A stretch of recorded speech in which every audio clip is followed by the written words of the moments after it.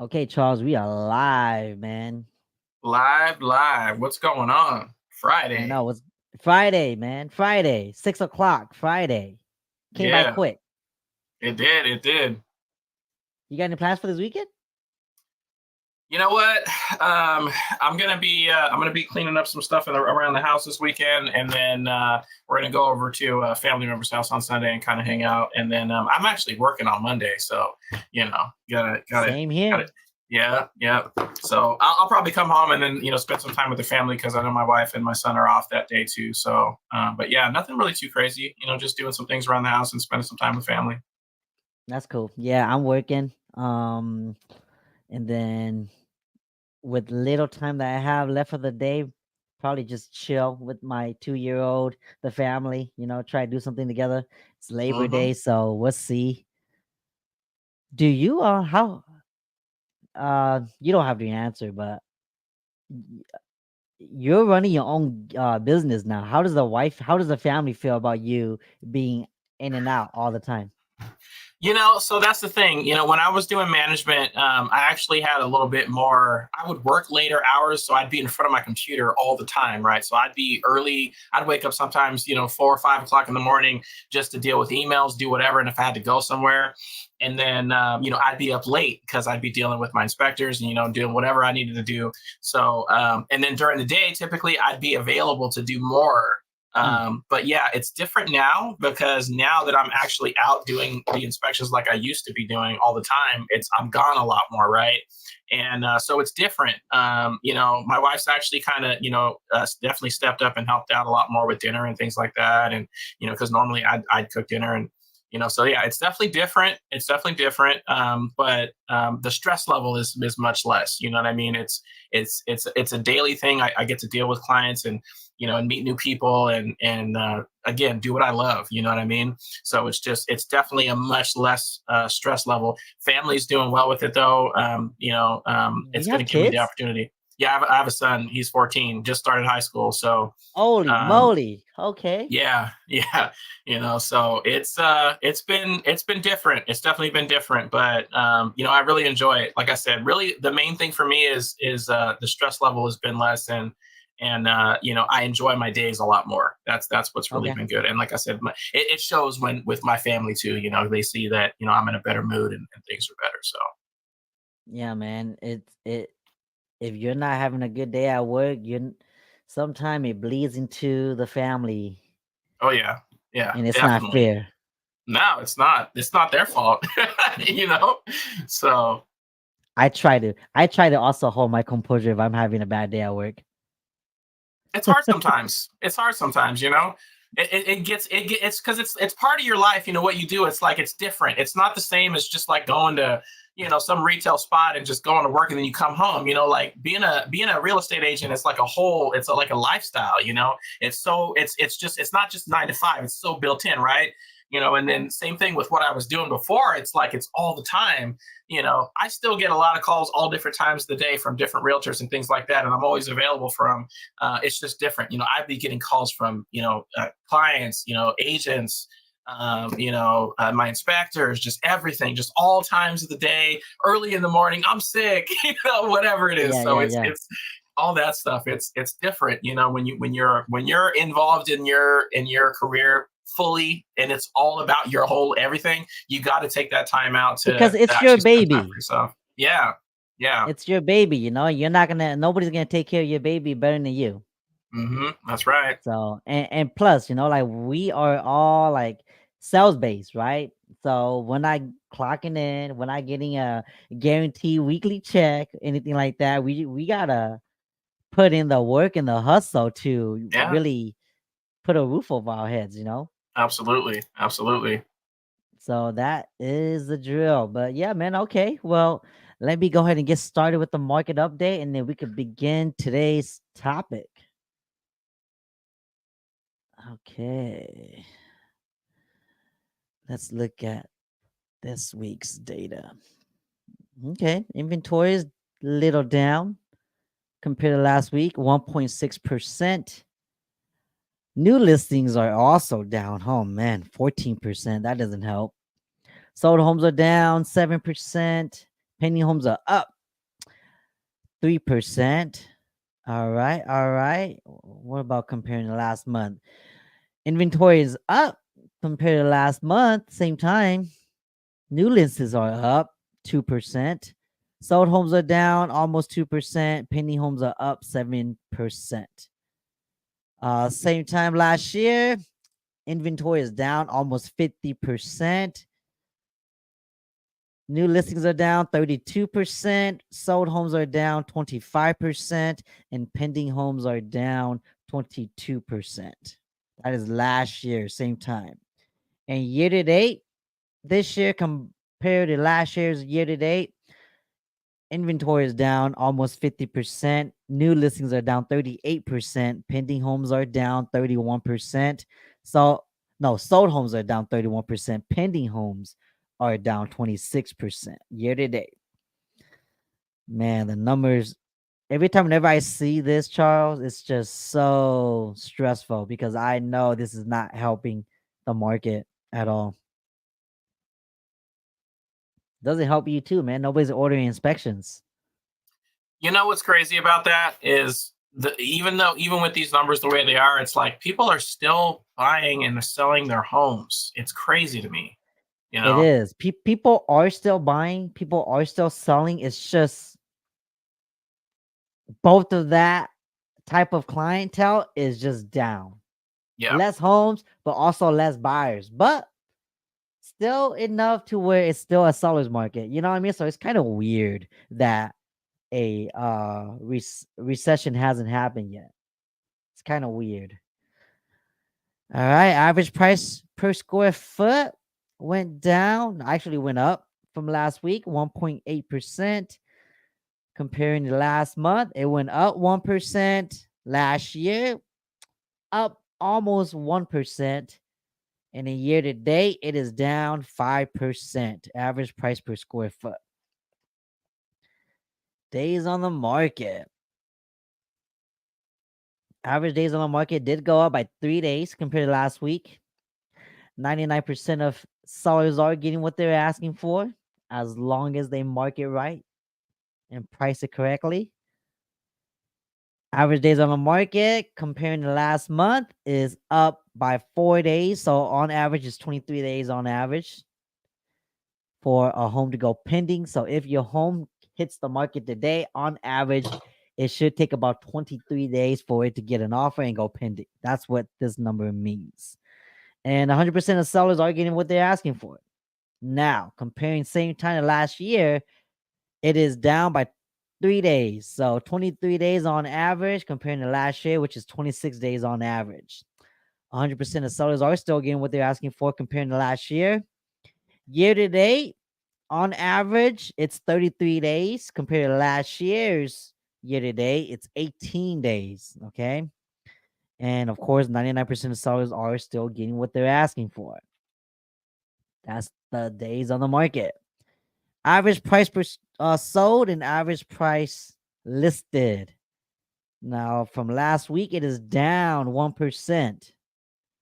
Sold is actually up 3%. So the average comparing to last week is 592,000. And last month, average sold comparison is 608,000. So it's up 1%.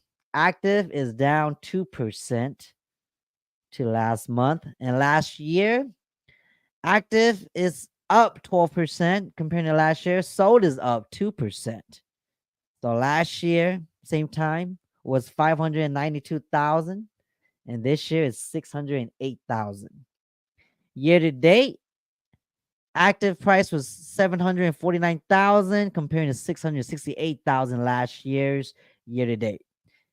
And average sold was 580,000 for the year to date this year and 606,000 for the year to date last year. Let's go look at months worth of inventory.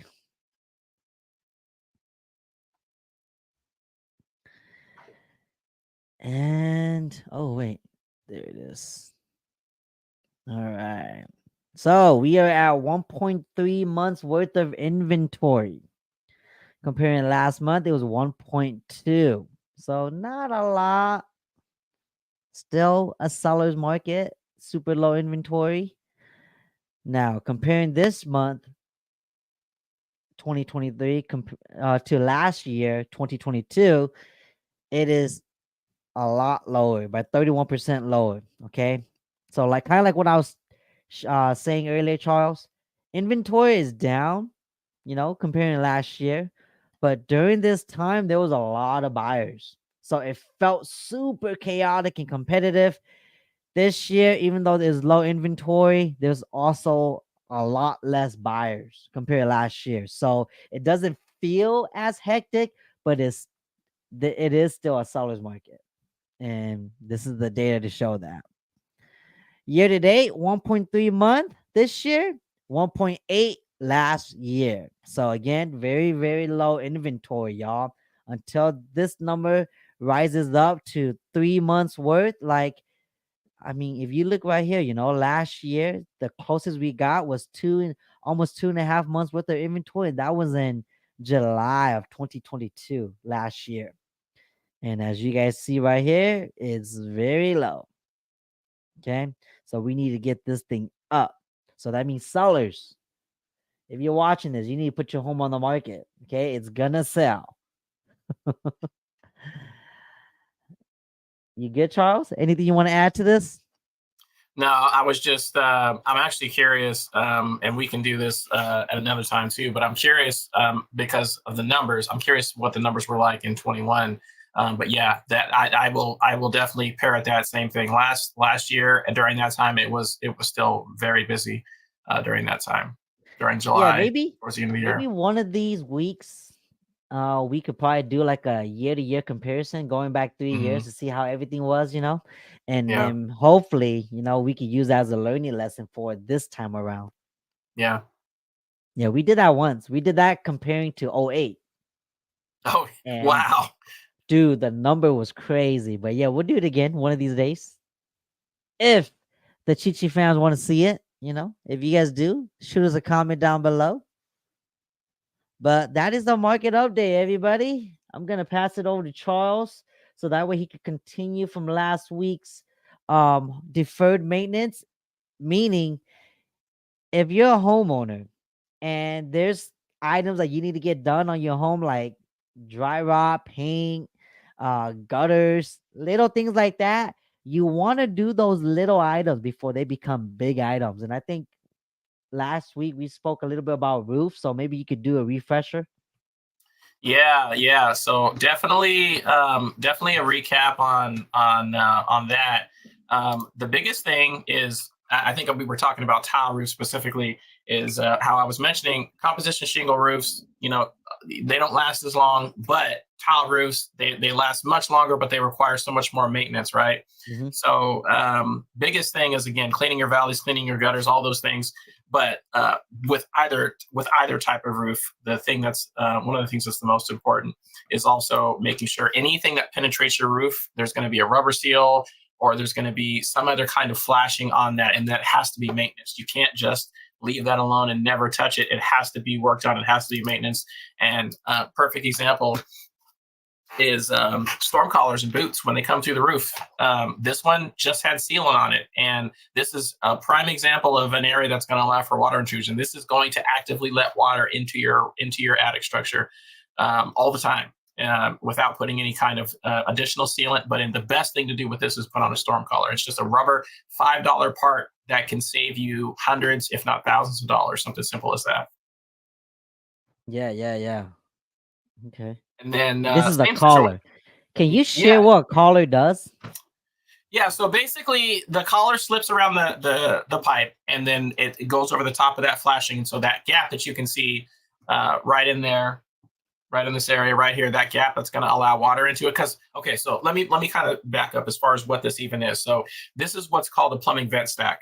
And so in order for you ever turn over a gallon of milk or water and it just kind of glugs out and it just splashes all over the Yeah. place.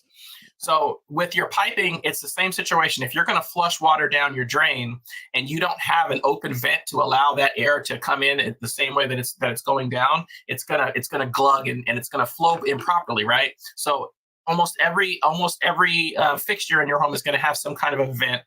To your every plumbing fixture is going to have some kind of vent that's a vent to the exterior that's going to allow that air to be drawn in while the water or waste or whatever it is flushed down that drain pipe. And so these pipes it's normal for these pipes to be open. If water gets in the pipe, it's not a problem because it's all going down into the drain system anyway. And it's such a small amount, it doesn't matter that much, right? But the flashing that's around it, that's where that pipe comes through the roof. That's what's supposed to seal it and to prevent the water from coming in. So the problem is that if that seal is not intact, then you're going to have water dripping in your roof every single time it rains. And if you look at it, you can kind of see where the sealant used to be. There's like an intrusion right there. Mm-hmm. So this area, this is about 1/4 of an inch. And that's every time water's just dripping down. You can imagine water just kind of dripping down your windshield and all that. It's just coming in there all the time, right? And again, $5 part that you can buy from Home Depot. And if you're inclined to get up on your roof, you can put one of these on. This is the thing. A lot of people think that they have to hire somebody to do maintenance. You don't have to. If you feel good about getting up on your roof and you don't think you're going to fall off and all that. I mean, I never encourage people to do things they don't feel safe with. But there's a lot of things, even on the ground, that you can do by just sealing up things and getting exterior caulking and sealing up some of your joints on your wood members, things like that. Keeping everything painted when the paint starts to fade. All those things that you can do, even if you don't feel good about getting up on the roof, you can do those small maintenance things that are going to make that piece of wood last longer. That's going to prevent water from coming in. Your gutters, big thing on your gutters is what people don't understand is like they can get to that later, right? Your gutters will constantly overflowing, but all that water constantly touching your overhangs, your wood members, that's going to eventually rot that wood out. You never want to have water in constant contact with exposed wood. It's going to damage it eventually. So, yeah, I just did my gutters last week. Gosh. How was that? Because everybody hates it, right? It's like the worst thing to do. It's easy with the water hose. See, it depends on how bad it is. And I think we talked about this before. You ever seen somebody that had their gutter and there's plants growing out of it? Oh my God, that's why I went and clean my gutters. we talked about this, right? The problem is that when that happens, that means that it's so dense in there and packed in like soil that something actually is growing in there. And there's enough moisture that a weed is growing in your gutter. That's crazy, right? It was so funny. We were outside. My son goes, "Dad, is that a flower on our gutter?" And I'm like, "Oh my goodness, I gotta clean that out." Got dandelions growing out of your gutter. What's going on, right? Oh my gosh, it was horrible. But yeah, I see it, man. My house, I cleaned it out. It was filled to the brim. So I after I cleaned it out, it drains perfectly like it was new again. So it was all it took was just scraping and then washing it off with a water hose. Yeah. Yeah, I mean, if you have a 2-story house, it's definitely harder to get up there, right? I mean, I get that. And some people really don't feel safe about ladders. I mean, I've done so many inspections and then, actually talking to people, you get people that are just really inclined to do a lot of different things. They're totally fine with it, don't have any issues with it. And other people just literally have no idea even how to even think about getting on a ladder, right? That's the first thing. So those are the people you definitely want to have somebody come in and help you out. And that's great. But same thing. It's crazy, and it's so ridiculous how often we see that. The funny things, there might even be some small plants and weeds in there that aren't even that big, but when they grow out of the top and you can literally see it from the street, it's like, come on now, you need to get something done with that. Yeah. Same. But before we move forward, with that, Brandito also had a comment saying, "Is it worth buying a abandoned house and repairing it?" It honestly depends. Brad Ditto, hopefully I'm saying that right, because if you're buying it to live in it, if that bothers you, why was it abandoned? Is there a lot of work that needs to be done? Is it even gonna appraise when you refinance it? Are you trying to flip it? Does the number make sense? So that's pretty general if you ask that kind of question, because anything could be worth buying if the numbers make sense. But are you even trying to flip it? If you're not, then it might not make sense. So why are you trying to buy it? It should be the ultimate question first, and then hopefully I can answer from there. Well, and would you buy an abandoned home? That's what I'm saying. When I look at that situation, I mean, I got to think of what's going on, right? What area is it in? Did someone pass away in the home? Is the area prone to a lot of crime? Whatever it is, but you got to think about it, right? So if you're going to move into the home and live in it yourself, buying an abandoned home, I mean, there's so much work you can do, right, to do it. And again, I look at the situation like I can do all of this, so it's like I want to put the work in, and it gives you a little bit of satisfaction of doing some of that stuff yourself, right? But then now if you're gonna flip it and sell it, you can make a profit. That's a different story. But then also if you're gonna keep it as an investment and rent it out, that's another option too, right? So there's so many different reasons for doing that. But what's the thought process behind abandon? Like what, like you said, So what's he just the thing behind it? commented and he says he wants to buy it to live in it. So Mhm. in that regards, Brandito, how is it gonna? Is it does it need a lot of work? Can you handle the work? If you're buying it to live in it, then for sure you have to buy it below market value, right? So that way you can fix it up and um. Oh wait, you're commenting. I want to live in it and then later on rent it out and get a bigger house. Okay, see, so if you're Good way to gonna start. do something like that, then yeah, as long as the numbers make sense and as long as your rent later on, if you're calculating it right, is cash flowing. Because the last thing you want to do is, let's say you bought this abandoned home and then you fix it up, and then after you fix it up, you refinance it, and let's say the payment's like $3,000 a month. But you found out later that the rent's only going for $2,000 in the area. That might not be something you want to do. And of course it also depends on when you're planning on renting it out, whether it's 2 years, 5 years from now.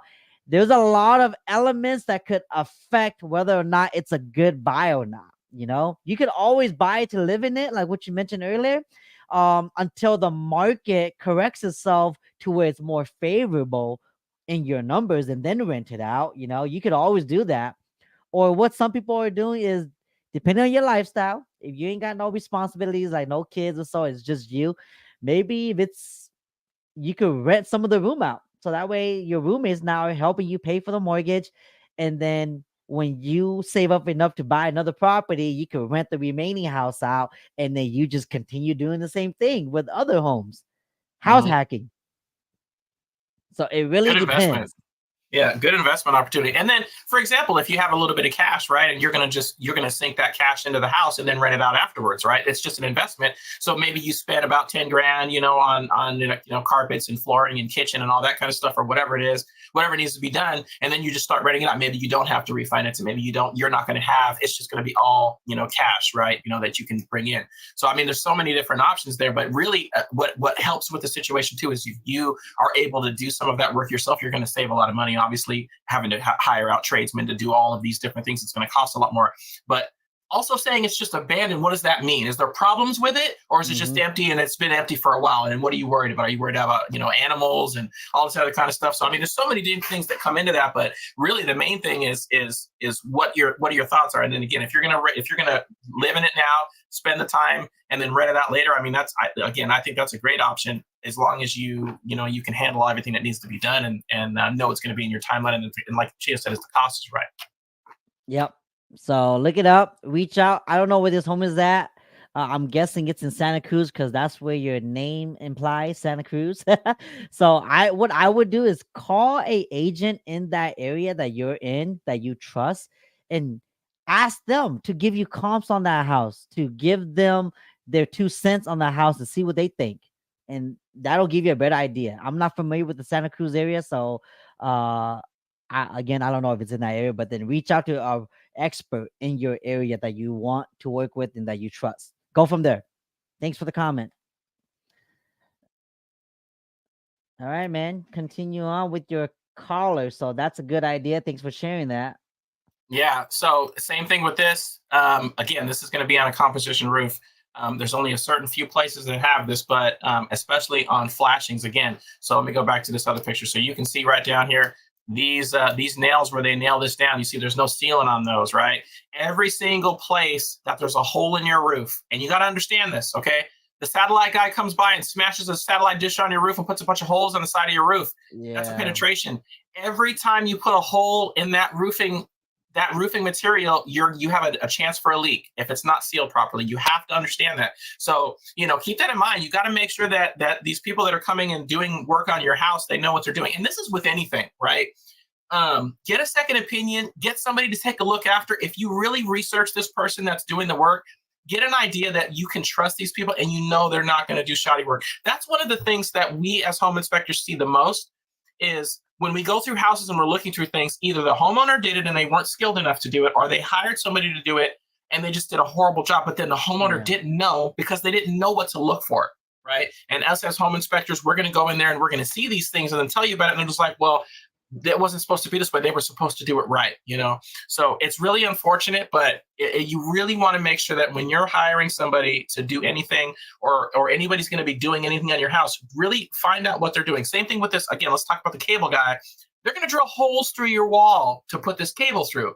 Most of them have pretty well set up guidelines to how they're going to do that. But make sure that they're putting sealant on those penetrations that go through your wall, because it's not as easy for the water to get in on the wall unless it's south facing.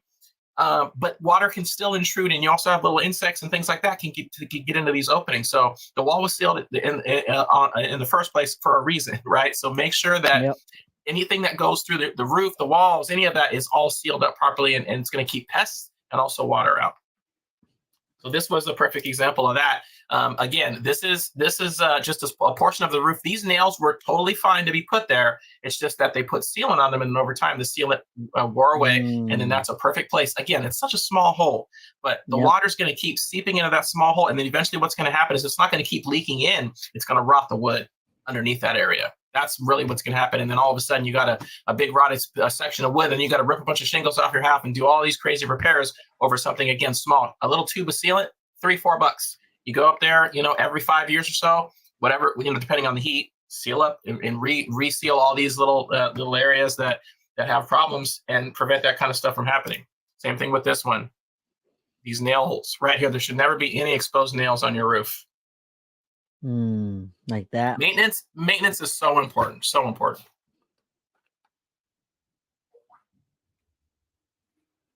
And I will tell you, so next thing I'm going to talk about is air conditioning and heating systems. Share it. Ooh, is that a vent? A filter? This is an air filter, okay? Ooh. Now, this one's really not that bad. This one's easy to get Really? to. It's bad, it's nasty, but it's easy to get to, right? When I say it's not that bad, I mean the access. So it's got a little knob on it. You open up the closet and pull it out and slide it out, put a new one in, you're all good. Some of them you got to get up on a ladder, climb up in the ceiling and change it all out and do all that stuff. I know it can be a pain in the butt, but this really does put stress on your ventilation system, on your air handler. It really does put stress on the motor, and this is going to cause further problems to happen, right? So if you just pay somebody to come in and do the maintenance on your air conditioning and heating system, typically you can add in this kind of thing too. If you really just don't want to deal with it, this is the kind of thing that they'll do for you and include it in their service. They're usually about maybe $150 a year. Or every time you have them come out, they'll charge you $150. They'll check multiple different things to make sure that your unit's operating properly, that it's going to be in good operating condition, so that you're not going to be stuck in the middle of the winter with a heater that doesn't work, or stuck in the middle of the summer with an air conditioning that doesn't work. And they'll check on these kind of things here too.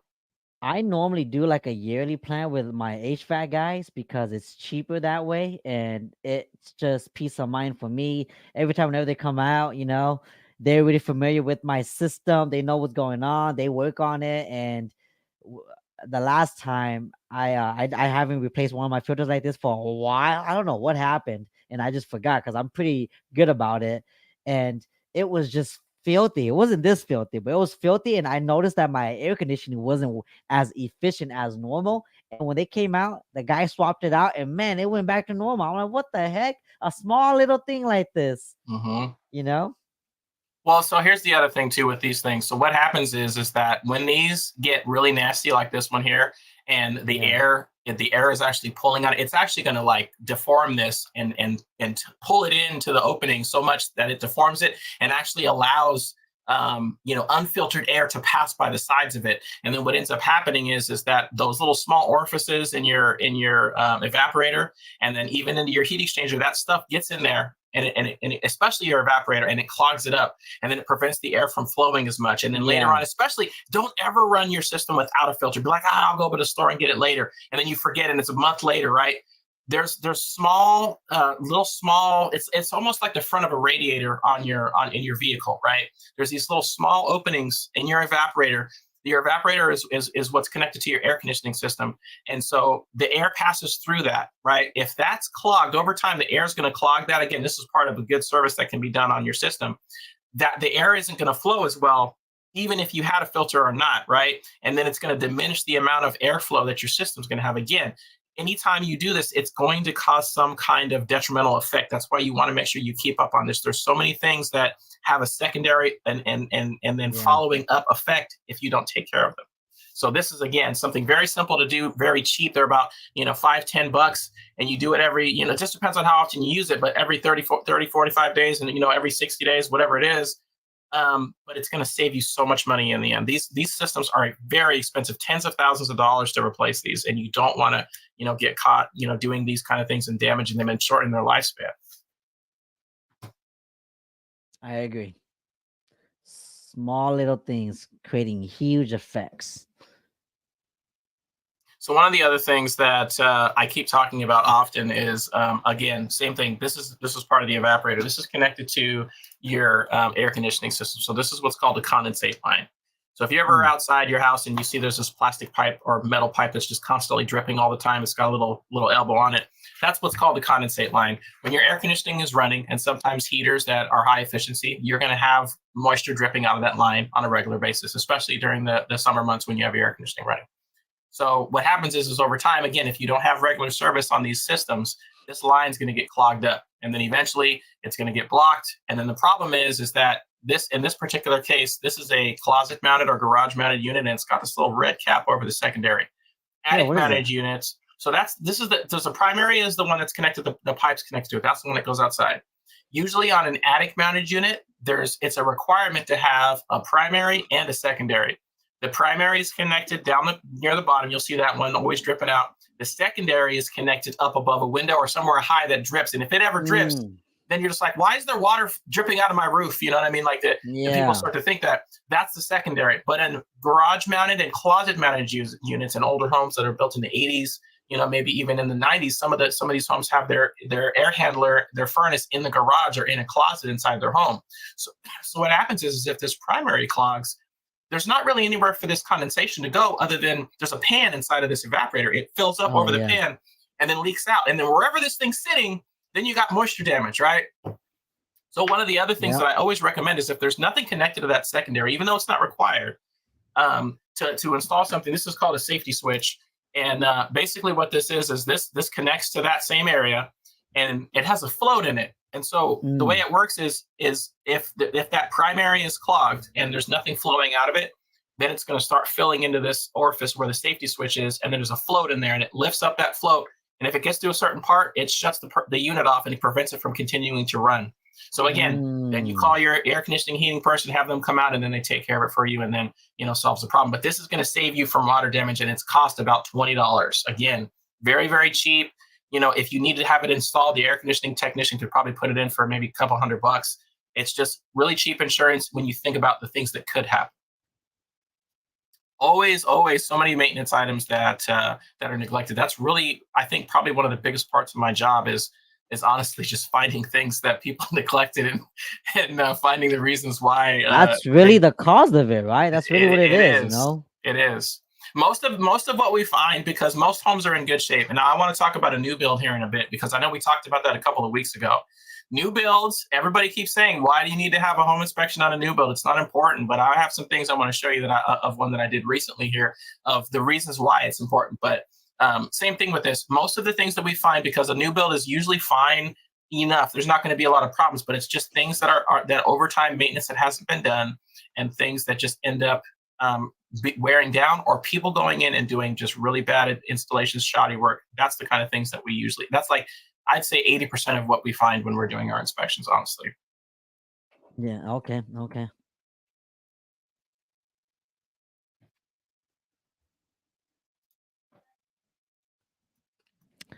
Yeah. While you're looking that up, let's look at some of the comments.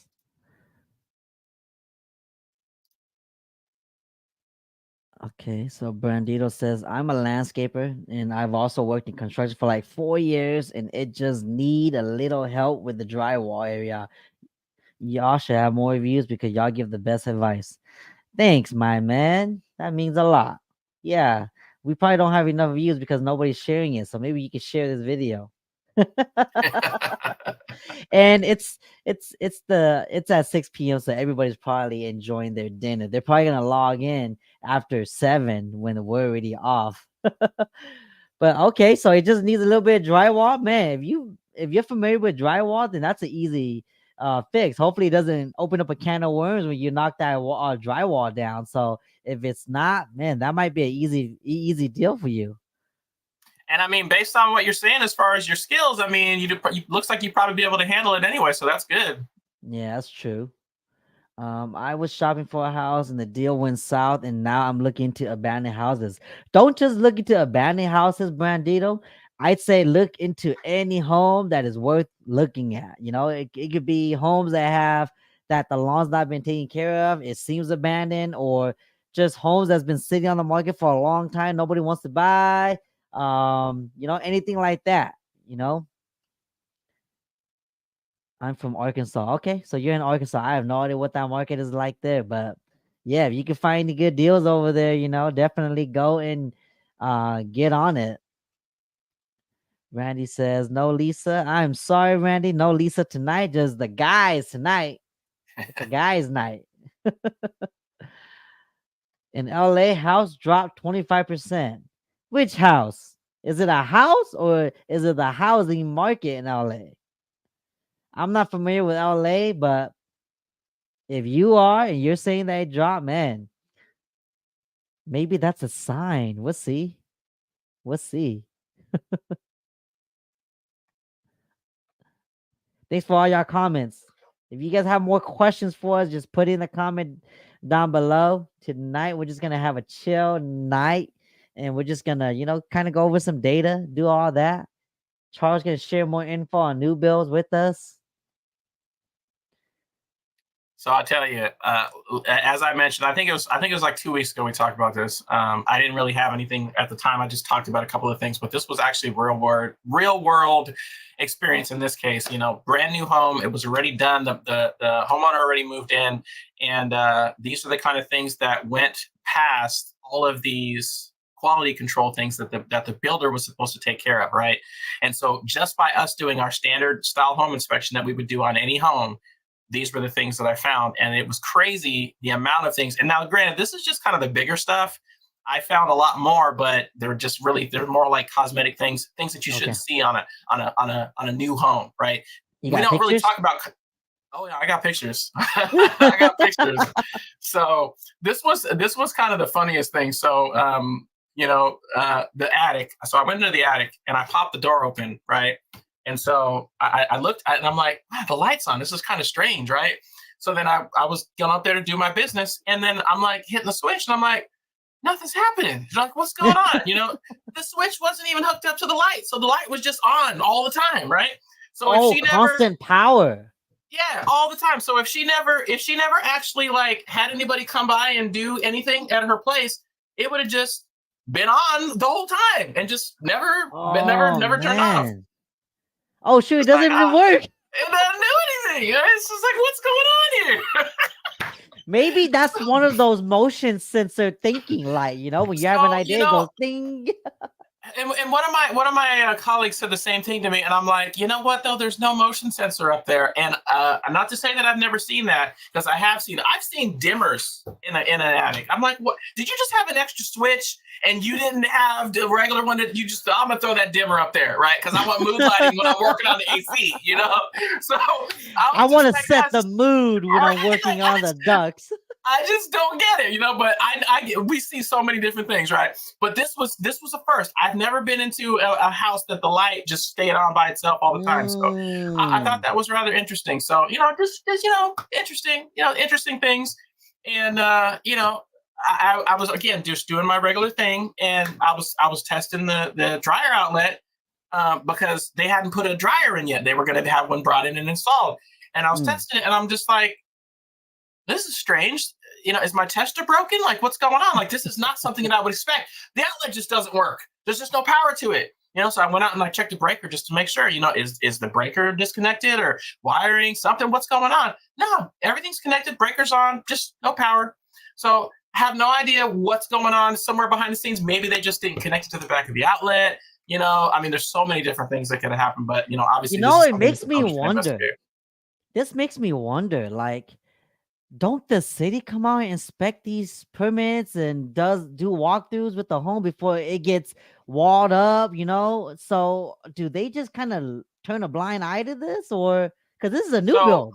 So same thing we talked about a couple of weeks ago. I mentioned that I pulled a permit for getting a water heater installed, right? Mhm. So the guy walked halfway up my driveway, was looking at whatever halfway up my driveway, and then he literally just turned around and walked away. I was ready to go up there and talk to him Yeah, about everything and explain it all and say everything I did. I mean, I did everything exactly to code, like exactly what they want, right? And it was all the way to the back of the garage. So he was halfway up my driveway, turned around, walked away. I'm like, you couldn't even see it from there. that's What are a you long doing? walk. That's That's a a long long walk. walk. It He's like, oh, no, passed. I don't want to walk that much. But this is what I'm saying. I really do feel like in some cases that when these these inspectors come by and they look at some of this stuff, I feel like they're not always, putting the full effort into it. I'm not going to say this is like a conspiracy, like, they got somebody on their Yeah, yeah, yeah. payroll, but I think it's just laziness, or it's just they just didn't look, That's as well what as I they should think have. too. It's the individual. It's not the department, right? It's just that Yeah. individual. Yeah. Yeah, So, I mean, maybe again, maybe they went on lunch and they didn't get their Happy Meal on time, and then they got upset, and then they you just know, I don't know. well, they thought they looked at all the houses, but they really didn't. They missed one of them, And I'm sure Yep. that there's another guy that comes along and tests all these outlets and does all these things using probably a tool Yeah. that's very similar to this. But for some reason, this one got missed. I don't know. But this is the perfect example, right? So somebody moves in and they get all their stuff done, and then the Home Depot or whoever comes and delivers their washer or dryer, and then they plug the dryer in and they're just like, your dryer doesn't work. And then they go out there and they waste a bunch of time trying to figure it out and nothing, right? And then Yeah. now they can't wash their clothes and they're delayed for however long it takes the builder to come out and deal with all this stuff, Mm. right? So I'm actually curious. I want to talk to the homeowner. I wanted to find out if they actually were able to get this resolved before they got their stuff installed. But it's crazy. And again, this is just a small amount of the thing. So the next thing I found was this, and we find this all the time. So this is an outlet tester, right? Very simple, Yeah. cheap tool you can buy from Home Depot. It's like 10-15 bucks, right?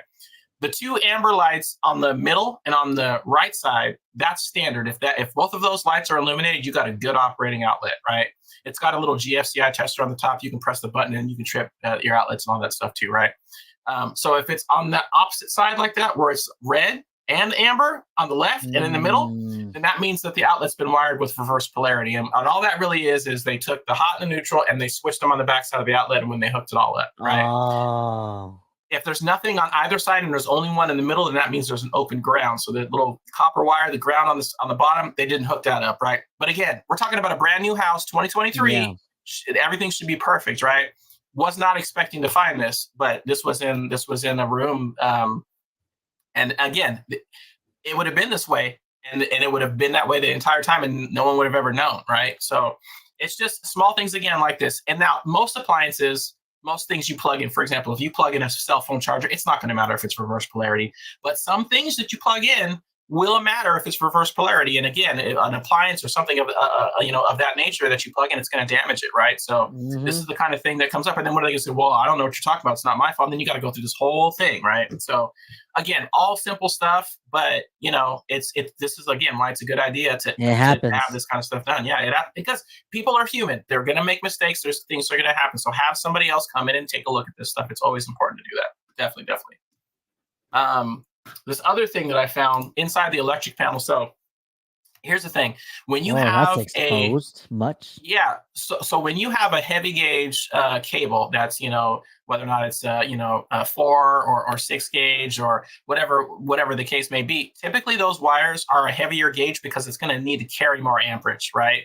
And so when you have something that's hooked up to this, like whether or not it be a stove or maybe a cooktop, electric water heater, maybe even your dryer, something of that nature, right? You shouldn't have part of the conductors cut off, right? So the reason why that is because again, if you only had a small wire running a large amount of amperage, you're gonna overheat that wire, and then it might even catch on fire. The insulation might catch on fire. It's gonna overheat, cause problems in the wall. So that's why you want to have a large gauge cable that's going to be able to take care of all of that amperage and be able to run it properly without overheating, right? So in a case like this, they're basically cutting off half of the capability of this wire by I doing wonder that, why they just did that to make it because they're fit. lazy. No, it's because they were lazy. It could have been because they made it fit, but the one on the top was fully installed, not cut at all. The one right above it, Yeah. you know. So Oh it's no, yeah, the it was black just, one. Okay. yeah, it was just because they were lazy, right? They cut it too much, and then Mm, instead of stripping it back again and taking the time to do it, they just said, ah, whatever, and then they just didn't do it, you know. And that's where wow. some of this comes in. It's just sometimes it's just laziness, right? What do you remember what wire this went to? What breaker? This was, I think this was it was either a 30 or a 40 amp breaker, and I think it was going to the air conditioner. Oh man, imagine them turning the air conditioning on during summer full blast all day, all night, like what everybody does during the summer, and this wire gets super hot and it freaking melts, and then the AC turns off, or it damages. Worst case, it damages other electrical. Well, the worst case is it could cause a fire. That's the worst Yeah, case, yeah, right? yeah, yeah. So, and then this isn't gonna function the way it's supposed to. So, the chances of that happening are a little bit more slim. I mean, there's still a pretty good amount of it connected, but there's, like I said, about half of it's disconnected and cut away. Yeah, I So it's see just that. it's Super it's not gonna noticeable. have. It is. It's just not going to have the capability that it should have. So, again, these are all small things that are very simple to fix, and that they should have been done properly in the first place when these tradesmen were doing this work. But for some reason, they just were doing it shoddy, and they just didn't do it well. So, somebody should have looked at this, and they should have seen this when they did their final check on that panel, but they Yeah. didn't. Yeah. Mm. So one What of the else other you things got? too that I found there was, this was the last. Oh no, I have another thing too. So this is and this is kind of ridiculous. This one in particular, I don't understand why this was like this, because again, plumbers, you have people coming in and checking this. So basically, in the hall bathroom, when you pull up the diverter for the shower to come on the top, Yep. this is supposed to shut off at the bottom, and the water's supposed to come out of the top, right? Very Yeah. simple. Shouldn't be a problem, right? You would think that this is not something that would happen on a brand In a new new house bill. with multiple people checking this thing, right? So for some reason or another, not only is the top clogged, they probably put maybe too much, because I noticed that they used plumber's tape on it. They probably used too much, and maybe they covered up over the opening. And when they screwed the shower head Oh. on, maybe there was some sediment that got in the filter and it clogged it. Whatever the case may be, but the whole point is this is a final check. Someone comes in and does the check on all the stuff, just like I would do as a home inspector, right? But this is the end result. So you go to turn on the shower, everything works, everything's coming out of the tub. You pull up on the knob, and water's still gushing out of the bottom, and nothing's coming out of the top, right? So either this tub spout Mm, itself is defective, or there's something going on with the valve or the shower head. I mean, all of those things, but they're all things that should have been looked at and should have been caught by some kind of, um, you know, person that's in place on their team already. This is right. the final check thing that should have been taken care of. So, I just noticed that there's a lot of these things, whether or not it be quality control or whether or not it just be mistakes that are made by different trades. It's just things that shouldn't happen, right? So that, again, that's why it's very important to not only have representation, but, by a realtor, because there's a lot of things that happen. And, you can definitely speak on that. Why is it important to have representation from a realtor on a new build, right? Same reason why you should have representation, from an inspector on a new build. You would think that you don't need it. They're supposed to take care of all that for you, but there's things that matter that you can do as a realtor and that I can do as a home inspector that they're not necessarily going to do to protect you, because they aren't worried so much about you. They're selling you a house. Yeah. The realtor is protecting you. The home inspector is protecting you and giving you all that information, right? They don't really care so much about you. They're just trying to sell you the house, right? Um, One more thing I wanted to show you too, I'm very curious. I'd like you to tell me, if you mind, if you don't mind, I'm curious as to what are the reasons why you think that it's important for a realtor to represent a buyer in a new build. But I want to show you this first. So this is the last thing that I found that was pretty detrimental on this one. So this is just a glass shower door, right? This is a big tempered piece of glass. It's exposed glass all around. It's got edges on it and everything, right? So it has these bump stops in the side to prevent the glass from slamming into the metal frame and causing any kind of damage to the glass, right? Yeah. So on the very bottom, on a piece of tempered glass, the very edge corner is probably the most fragile part of that piece of glass. So if you for example, if you take a piece of tempered glass and lay it flat on the ground. You could roll your chair around on it. There's a lady that had a glass company, and she would use it. She would use a piece of tempered glass to roll around her chair as her protector, her carpet protector. It was crazy. I'm like, how does that work? But the edge of the glass is probably the most fragile part of a piece of tempered glass. And if you smash on that edge, there's a really good chance that piece of glass is just going to shatter, which is what it's made to do. It's made to shatter, not break into a bunch of big shards. So at the very bottom, right on the bottom of that, it's right in contact with that metal frame on the bottom of that. Now, again, it's not like it's a hard concrete, piece of material or anything like that. But if you close that door, maybe your kid was upset, and slamming the door or whatever, or maybe they didn't know to hold it or whatever. There's a really good chance that door could catastrophically fail because the bump stop is not in the place that it needs to be to protect that piece of glass. So again, small thing, and this is like literally an eighth of an inch. This is a very small amount right here, but it's not contacting that bump stop. It's contacting the bottom of the glass down there on the edge, which is the most fragile part. That of is so dangerous.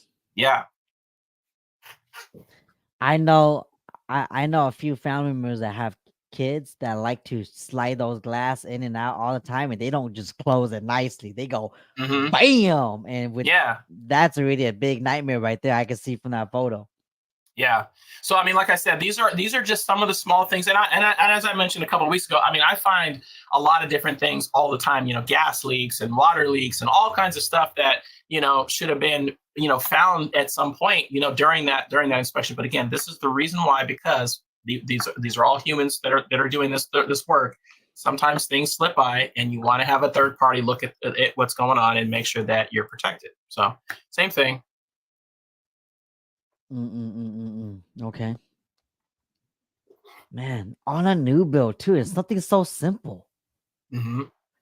I feel like something like this is probably just due to the fact that these contractors are hiring a bunch of labor workers, right?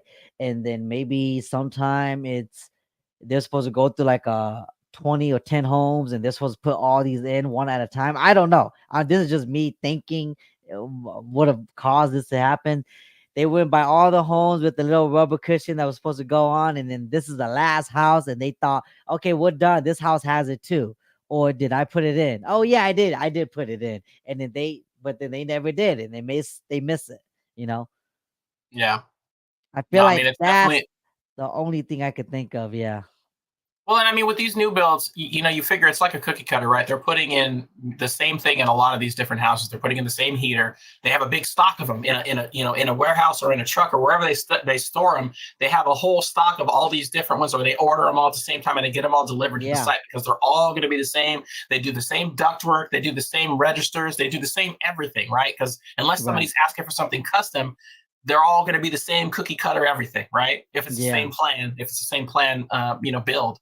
They're all going to be the same stuff, so they're going to bring in all the same stuff over and over and over again. But in this case, the bump stop being in the middle is totally fine. The problem is that for some reason, maybe the wood behind the wall wasn't exactly straight. And so, the bottom of the shower surround was kicked out at just a little bit more than it would have been. And so it pushed the frame of the door a little bit too, right? So they had to custom and make it a little bit different, right?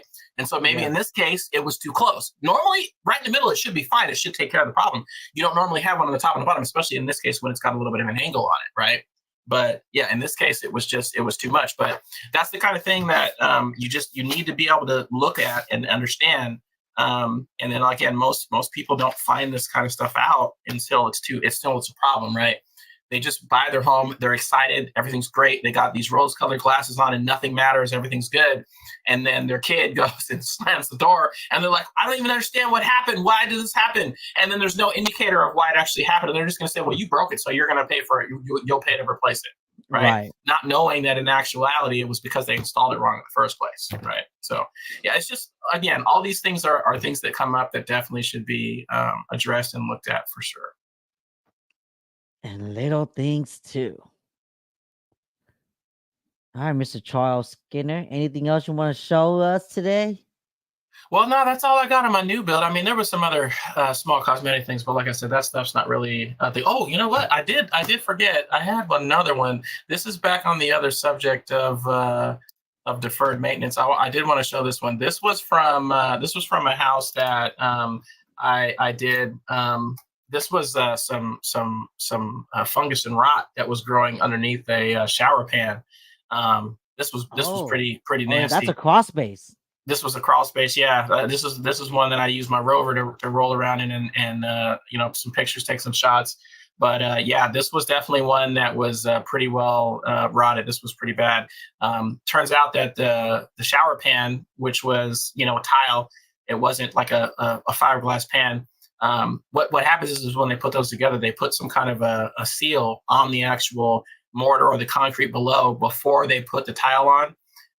And then that over time that seal, if it well, number one, if it was installed improperly, or sometimes it just fails over time, and then it allows water to seep by. And I actually have it on my Instagram. You can see it's just dripping down. It's crazy. There Oh was a man. lot of water leaking out of this thing. So again, having your crawl space looked at on a regular basis, you can find out about these things before they become huge problems, and then save yourself a Sometimes little you bit. see sometimes you see babies down there too, baby kittens.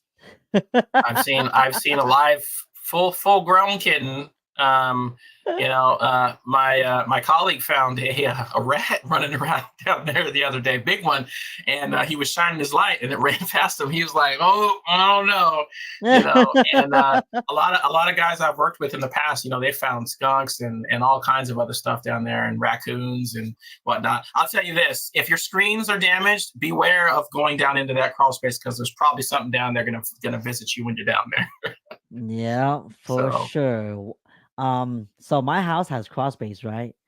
And one time my daughter wakes me up late at night and goes, "Dad, I hear kittens."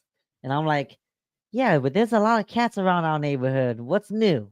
And she goes, "No, I hear them below my bed, but there's nothing under my bed." I'm like, "Okay, I'll check it out in the morning." Can it turns out, one of the neighbors' cats went inside and had babies in my crawl space because one of my vent opened up and I didn't even realize it. And they've been going in there for shelter. And man, there's all these little kittens in my crawl space.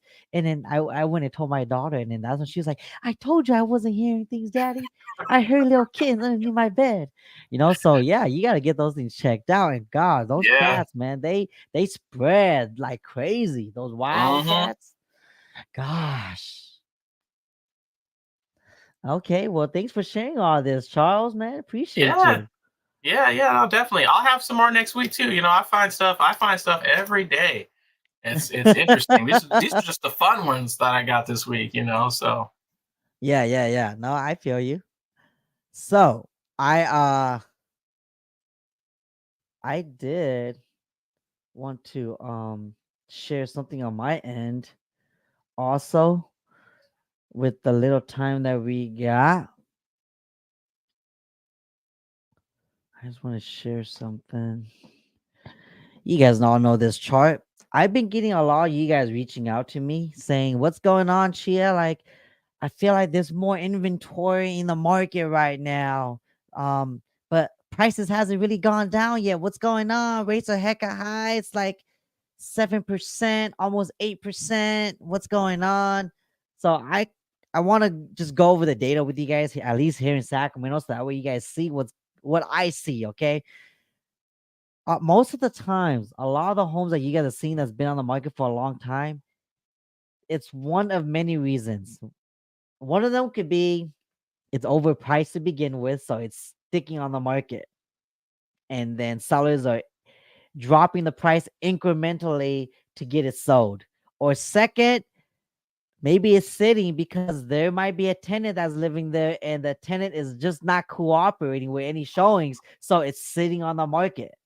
Or three, it doesn't show very well. It's occupied, it's not staged, and a buyer has to make a scheduled appointment to go look at it. And maybe that scheduled appointment has to be within a certain window and it's just not convenient. Or four, maybe the home needs a lot of work, you know, because you guys hear me say it a lot, me and Lisa. If a seller puts the home on the market today and they price it correctly, they market it correctly, and they make it show very well, it's gonna sell. Again, the data that I showed you guys earlier, average days on the market right now, is not a lot. It's like 19, 23 days on average. Okay. That's not even a month. Okay. So homes are still going. Okay. So this is what I want to show you guys. Okay. Let's look at the price reductions within the last 7 days. So that way we could take a look at it. Okay. Together. So all y'all can have a better idea of what is going on. Okay. All right. So let's just click this first house right here. They just recently did a price reduction. It's been on the market for over 15 days. Okay. It's a 3-bedroom, 2-bath, 1,000 square foot home. This is how it looks like. It looks nice. It's remodeled. It looks nice. Just to get nitpicky, if I was this seller, I would think about staging this home because it's just too empty. A lot of buyers will come and see this home and be like, man, it's just too empty. Where would I put the table? Where would I put my dining area, the living room? Like, where would I put all that? It looks nice from the photos. It looks like it's fully remodeled, but it's very empty. And sometimes when the first impression is, oh man, where did I put my sofa? It's already messing with the buyer's impression of the home. Okay. So that's one thing. Second, it's 445. How much did they list it originally? So it came on the market beginning of August. It was at 452. Okay, 452, and now it's at 445. Well, let's comp it. Let's comp it together. Okay, 452 originally. They just reduced the price. Sorry, let me go back. They just reduced the price on the 28th. So like a few days ago. This week. On Monday. Okay.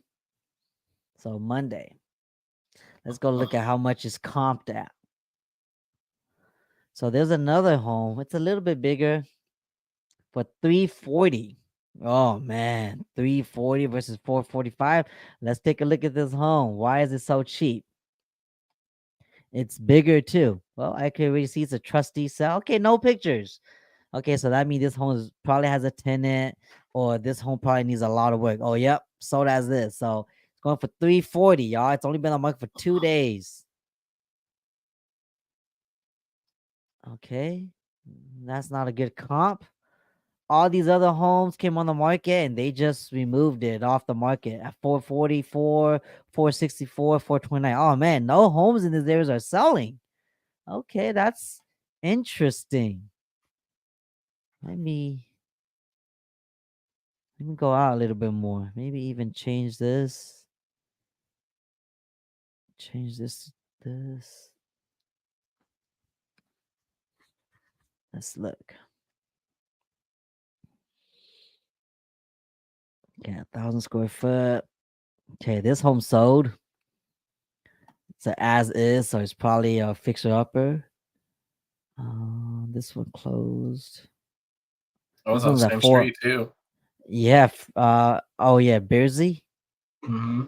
Let's go look at it. So 375.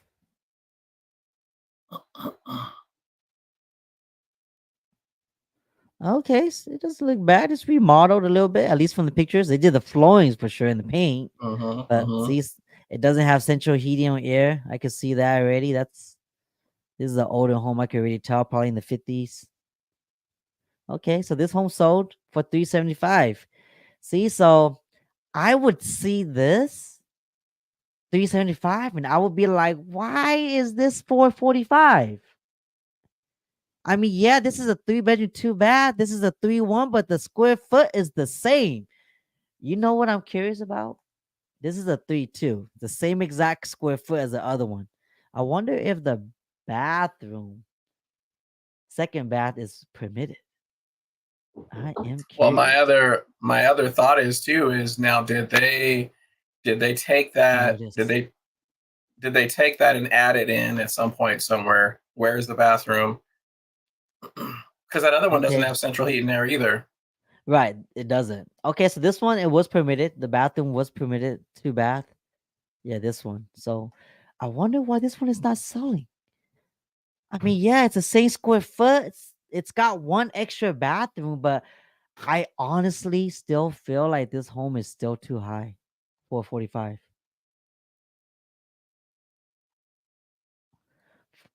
Cause They I probably could have mean, went down at least. You know what I bet it is I bet they just sunk a bunch of money into it, fixing it and they're up, doing trying, all them yeah, they're trying renovations, to and they're break trying. even. I mean, you're trying to break even, and they know that the comps aren't going to actually match that, and they should have probably went at least another $25,000 or $30,000 less. That other one's not that bad, but having that Mm-mm. extra bathroom is big, and especially if it was permanent, that's good. That other bathroom is a lot, but then that means that they're taking square footage away from something else in that house, and it's already kind of small as it is. Yep. They probably took some square footage away from one of those bedrooms to put that bath in. So look, you're right. They're trying to recoup their money. So they bought this home recently. Just recently. They bought this home like literally a month before, a couple of weeks before they put it on the market. They bought it for 350. They bought it for $350,000, and that's why they're putting it on the market for 445. That's gonna suck because there is no comp. There is no comp for this. The closest comp I could see is right here. Okay, this is a 3 bed, 1 bath. Okay, 402 sold in March. Okay, this is in March. That one's also pretty well renovated Yeah, too. yeah, this is pretty well renovated. It was only on the market for 6 days, and it sold for 402. So if anything, this one should be priced at 400K. Uh-huh. I feel I like mean, yeah, they put more than that into it, and they want to try to make some money off of it, and they're being yeah, a cause little they unrealistic. yeah, cause they bought it at 350. So think about it, Mhm. 350 after fees, commissions, and all that. They just barely broke even. They got 350 back. Mhm. Oh my lord, yeah, this home might stick on the market. See, so this is a perfect example. Invest. This is, I don't know. Like, this is probably a first time investor. I don't know, but then they bought it. They put some money into it, and then they're trying to sell it above what it's actually worth. From what I'm looking at, every home that tried to sold over 402,000 has canceled. Look, this one 429 canceled, 444 cancel, 464 cancel, and they're about the same square footage, maybe 100 square foot off, but they're not that far off. So let me look at this home. See, this home is nice too. Oh, they virtually staged it. See, and they couldn't even sell it. It's been on the market for 60 days. So this home might become a rental. Maybe they put it back on the rental. Look, this one it's canceled too. This one's nice. That one's got solar. Oh yeah, uh-huh. Oh, this is the same one as this. Yeah, okay. So 464, and then 444 is still didn't sell in May. So that's And then crazy. they So put they put that on 3 times and canceled it three three times. times. Yeah. See, so the lowest it went down to was 430, and it stayed on market for 28 days, and then they go, nope, I ain't selling it no more. See, they should have staged it. It would have helped. But ultimately, I think the home was just overpriced. And let's see how much this guy bought this home for. Okay, so it's this house right here. Okay, let's see how much they bought this home for if it's a flip. Okay, so it is not a flip. They bought this home in 2018 for 260. 260. I mean, 429. I think they could have lowered it a little bit and gotten it sold, but they're probably not gonna get it sold at 430. So this is the perfect example of what I was talking about earlier. If the home is overpriced, it's gonna stay on the market. If the home is not showing well, it's gonna sit. If it needs a lot of work, it's gonna sit. And this, you know, happens to be one of those. Unfortunately, I bet you anything, if they put it right down to 400K, they will probably get a lot of interest. But it's like what you said, Charles. Maybe they're trying to recuperate the money that they invest into the rental. And if they don't get this amount, they're not gonna even break even after fees. So let me ask you something. How obvious is it? Because you see this other one canceled 3 times, right? I've heard in the Yeah, past this one. that it's different if you lower the price of a house. It's more obvious than as if you cancel it and re-put it back on the market again. Is it not as easy to find and to easy to notice that it's been price reducted and all that? Is it not as obvious? So here's how it works.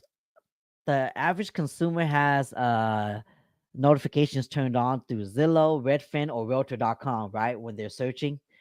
When you cancel a listing and you put it back as new, it shows up on those platforms as it's a new house. So now everybody goes and take a look at it. Mm-hmm. But if you have a really good agent that's working with you, they would look in the address and they would see that, holy moly, this home's been on the market X amount of times. Look, it was first listed on the market in April of this year. And then it was removed. And then May came back on the market. And then it was removed. And then bam, they will be able to see all of this history right here. But what happens is sometimes, uh buyers don't ask for that information, or the agent that they're working with don't give that information out. So that's why. But yes, to answer your question, when you lower the price, it does not change the days on the market like how they did here. It just resets it to 0, but the continuous days on the market is going to still count. But when you remove it, you cancel it, and you relist it on the market, then it shows up on those platforms as a new listing, but technically it's not. So it's a good idea to do a little bit of research on a house that you're looking for. If you see a house It's and it always shows that it's good. brand new, always dig into a little bit deeper and see if it's actually been listed a few times or whatever. What was the history of the house? How long have they had it? Right? Yeah. Did they have it for 10 years and they're just selling it, or did they just buy it a year ago and then they flipped it, right? Or maybe Yeah. 6 months ago and they flipped it, Yeah, right? So that's always part of my procedure whenever I go and show homes and there's a home that one of my clients are thinking about submitting an offer. I'll look in the history. I'll look in the history to see if there's anything off, and just by looking at that, it'll give me enough to know who's the seller is. Is it an investor? Is it a tenant? Is it a homeowner? Like, it'll tell me all of that just by looking at the out that record. And this information is public record, y'all. These information, you could find all these information on the public website. Okay, it's on your tax. So yeah, I do all of that. Okay, Sub Ninja says, want to buy anything lower than 400K. Okay. Sac homes are just too expensive. Need to be back in the 200K. Would you buy a home at 200K with 11% APR, or would you buy a home at today's price with the current rate? That's the question to ask. I would always say find out what your budget is monthly, and then if you could find something and qualify for that price range, then go for it, because with real estate, you want to buy and then hold, not hold to buy. Because the thing is, when you're buying it, you're holding it, you're paying down the principal, and you're getting equity. Yes, people who always search all the time on the website will notice the price difference and know it's been canceled and repost. Some will, the savvy buyers will, but not most. For most first-time home buyers that I work with don't know any of this, because they don't know what any of it means. It's like another language to them. So they need like a agent to tell them what these numbers mean and what's going on. But yes, you are correct. Everything is public record, so you can find that out if you're really savvy and you understand the data. Oh man, it's already one. It's already past 7, y'all. I am so sorry. We went a little bit overboard. But I think I'm gonna close it off here. Did you want to add before I close it out, Charles? Anything? No, no, just same thing that I mentioned before. Just remember how important it is to have great representation in these transactions. You definitely need to make sure that you have the right people in your corner. Just like Chia mentioned, first time home buyers have no idea about a lot of this, and it's an awesome, great realtor's job to educate them on all of that and get them the right people to help them with their transaction. It's a big, huge undertaking. Find somebody in your area that you want to use that has the heart of a teacher, meaning they're willing to teach all these things with you. They're passionate about teaching it to you. So that way you could have an informed decision about your purchase. That's what I would recommend. And And of course, if you guys are buying a new build or old build, get a home inspector because you never know, like what Charles was showing us earlier. Even if it's new, they miss a lot of basic stuff. And it would suck for you to realize it the day of moving in, and then now you don't even get to enjoy the moment. You have to think about other things to do with the house. And I think that's it. I want to thank you guys for joining us on a Friday evening. It is 7:16 p.m. I'm gonna let you guys all go. Thank you for all the comments and engagements. We always have fun with you guys. But until next time, we will see you guys in the next live show. Peace out now, Chichi fams.